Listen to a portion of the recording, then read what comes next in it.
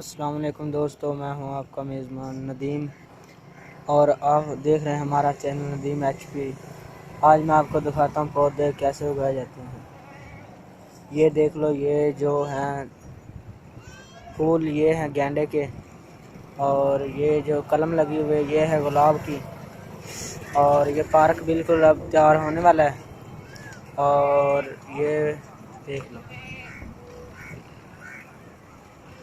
ये देखो, ये है पेट्रोल पंप अरनाबाद कैंची मोड़ के पास। और यहाँ पर लगी हुई है मंडी डंगरों की। ये देखो, लोग आ रहे हैं और खरीदा फरोख्त कर रहे हैं।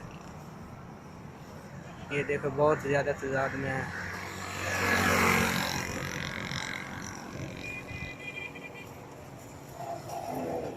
और ये देखो, ये हैं गेंडे बहुत प्यारे, क्योंकि अब